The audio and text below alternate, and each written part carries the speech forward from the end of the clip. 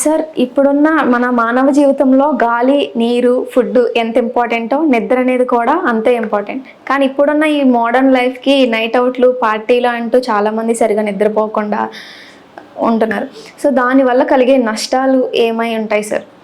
Actually నిద్రపోవడం వల్ల చాలా నష్టాలు ఉంటాయి. మెయిన్ ఏంటంటే మన బాడీ ఉండాల్సినలా ఉండకుండా మొత్తం కంప్లీట్ బయలాజికల్ సైకిల్ అనేది అంటే మన బాడీలో హార్ట్, లివరు, కిడ్నీ దాని ఫంక్షన్స్ ఉంటాయి. అంటే అది పనిచేసే తీరు మొత్తం మారిపోయే అవకాశాలు ఉంటాయి. యాక్చువల్లీ నిద్ర లేకపోవడాన్ని మెడికల్ టెర్మినాలజీలో నాక్రోలెప్సీ అని అంటాం, లేదా స్లీప్ డిసార్డర్స్ అని అంటాం అనమాట.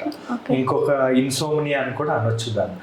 సో ఈ మీరు నమ్ముతారో నమ్మరో, ఒక మనిషి తన వయసు 75 సంవత్సరాలు అనుకోండి, 25 సంవత్సరాలు నిద్రలోనే గడుపుతాడు.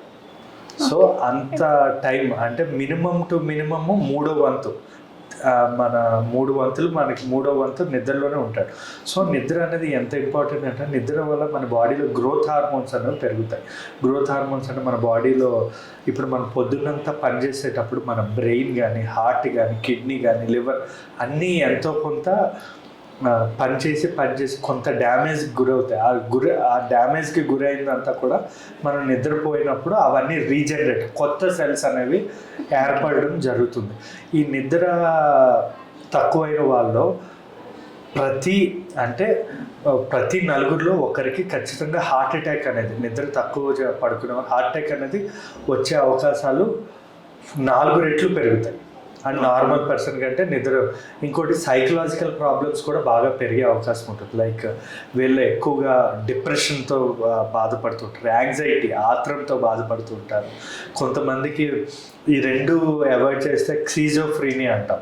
ఈ స్ట్రెస్ వీటి వల్ల పిచ్చి, అంటే వాళ్ళకి ఏదో కనబడుతున్నట్టు, వినబడుతున్నట్టు అనిపించడం, ఇలాంటి సైకలాజికల్ ప్రాబ్లమ్స్ అన్నవి కూడా వచ్చే అవకాశం ఉంటుంది. ఇంకో చెప్పాలి అంటే, నిద్రపోని వాళ్ళకి ఎక్కువగా 4 టైమ్స్ వాళ్ళకి బ్రెయిన్ స్ట్రోక్స్ వచ్చే అవకాశాలు ఎక్కువగా ఉంటాయి. సో మినిమం నిద్ర 6 అవర్స్ అనుకుంటారు, కానీ అది ఏజ్ బట్టి ఉంటుంది. మినిమం ఏ ఏజ్ అయినా, అంటే పిల్లలు లెస్ దెన్ 12 మినిమం 10 నుంచి 12 గంటలు పడుకోవాలి. 12 సంవత్సరాల లోపల. 12 సంవత్సరాల నుంచి 30 సంవత్సరాల వాళ్ళు minimum 8 to 9 hours.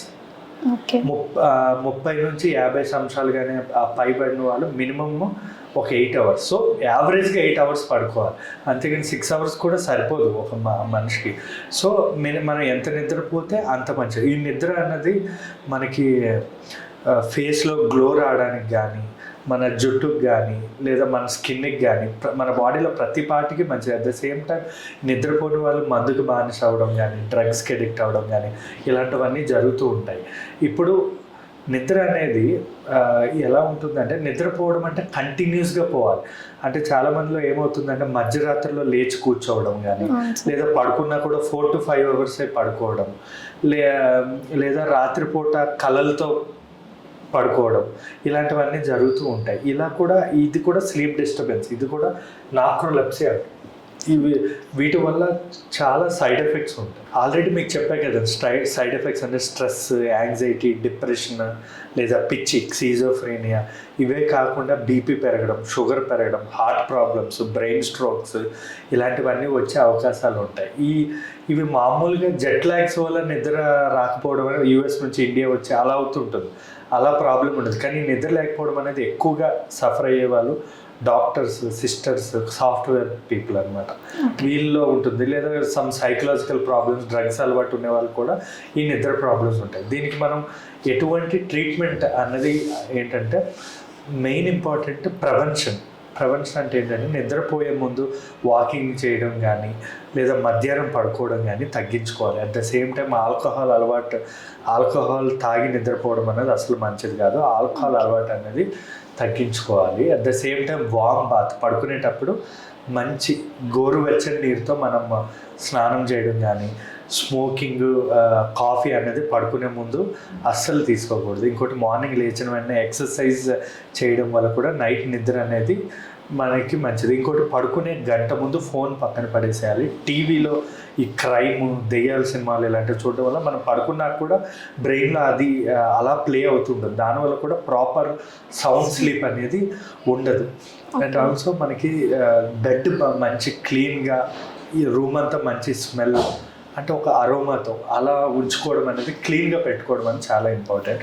At the same time పడుకునే ముందు ఈ పెప్సీలు, కోకో కోలాలు ఇలాంటివి తాగడం ఆపేసేయాలి. అండ్ ఆల్సో రేపు ఏం చేయాలి, టార్గెట్స్ ఫిక్స్ చేసేసుకుంటారు. రోజంతా ఏం పని చేయకుండా నెక్స్ట్ డే నేను రేపు ఇది ఖచ్చితంగా ఫినిష్ చేసేసేయాలి, రేపు నేను ఈ పని ఫినిష్ అయ్యాను, రేపటి టార్గెట్స్ని నిద్రపోయే ముందు ఆలోచించడం తగ్గించుకోవాలి.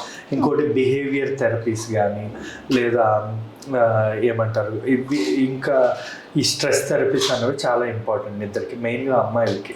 అట్ ద ఎందుకంటే అమ్మాయిలు హార్మోన్ ప్రాబ్లమ్స్ వల్ల కూడా చాలామందికి ఈ నార్కోలెప్సీ ప్రాబ్లం అనేది వచ్చే అవకాశాలు ఉంటాయి. వీళ్ళకి ఎటువంటి సైడ్ ఎఫెక్ట్స్ లేకుండా మెలటోనిన్ అనే హార్మోన్ ట్యాబ్లెట్స్ ఉంటాయి. వాటి వల్ల మనకి అలవాటు ఉండదు, కానీ నిద్ర అనేది బాగా వస్తుంది. అంటే మన నిద్రకు కావాల్సిన హార్మోన్ మెలటోనిన్ అది రిలీజ్ అవుతుంది అనమాట. సో అది మేము ఇస్తూ ఉంటాం. ఏమైనా సైకలాజికల్ ప్రాబ్లం ఉంటే బెంజోడైజమిన్స్ కానీ, క్లోనాజెపము, సైకలాజికల్ ట్యాబ్లెట్స్ అనేవి ఇస్తూ ఉంటాం. ఇవి తీసుకోవడం చాలా ఇంపార్టెంట్. ఓకే, చాలామంది చూస్తుంటాం అంటే సరిగా నిద్ర రాదు, సో దాని గురించి ఆల్కహాల్ తీసుకోవడం కానీ, లేకపోతే స్లీపింగ్ టాబ్లెట్స్ తీసుకోవడం కానీ, ఇలా ఇవి కాకుండా మీరు ఇచ్చే బెస్ట్ సొల్యూషన్? నేను ఇచ్చే బెస్ట్ ఏంటంటే పడుకునే ముందు ఆలోచనలు తగ్గించండి, రేపటి టార్గెట్స్ పెట్టుకోవద్దు. ఎక్సర్సైజ్ అనేది చాలా ఇంపార్టెంట్. మన బాడీ ఎంత అలసిపోతే అంత బాగా రాత్రిపూట నిద్ర పడుతుంది. సో ఎక్సర్సైజ్ బాగా మార్నింగ్ చేయాలి. మెడిటేషన్ కూడా చాలా ఇంపార్టెంట్. మెడిటేషన్ వల్ల ఏమవుతుందంటే మన బ్రెయిన్ని మనం కంట్రోల్ చేసుకోవడం అనేది వస్తుంది. సో మనం పడుకోవాలి అనుకున్నప్పుడు మన బ్రెయిన్ని స్విచ్ ఆఫ్ చేయడం అనేది మన చేతిలో ఉంటుంది. మెడిటేషన్ చాలా బాగా పనిచేస్తుంది నిద్రకి. ఎందుకంటే మెడిటేషన్లో చేసేది ఏంటి, మనం కూర్చొని ఆధ్యాత్మిక చింతన అంటాం. అంటే ఏంటంటే కూర్చొని మనం కళ్ళు మూసుకొని మన బ్రెయిన్లో ఆలోచనలు, ఇప్పుడు 100 ఆలోచనలు వచ్చే 0 చేయడానికి ట్రై చేస్తాం. అట్లీస్ట్ ఒక 10 ఆలోచనలు చేయడానికి ట్రై చేస్తాం. సో మనం బ్రెయిన్ అలా మెడిటేషన్తో ట్రైన్ చేసామనుకోండి, తర్వాత ఆటోమేటిక్గా మీకు ఈ నిద్ర అనేది కూడా కంట్రోల్ ఉంటుంది. అంటే మనం పడుకోవాలి అనుకున్నప్పుడు మన బ్రెయిన్ ఆఫ్ చేయడం అనేది మన కంట్రోల్లో ఉంటుంది. మన ఆలోచనలన్నీ ఆపేయడం కూడా మన కంట్రోల్లో ఉంటుంది. మెడిటేషన్ కూడా ఇట్స్ వెరీ గుడ్, కాకపోతే దాన్ని కొంచెం ప్రాక్టీస్ చేయాలి. Okay, thank you sir. కొంచెం భయపెట్టేస్తున్నారు, కొంచెం మోటివేట్ చేస్తున్నారు, చాలా బాగా అర్థమయ్యేలా చెప్పారు. Thank you so much sir. Thank you.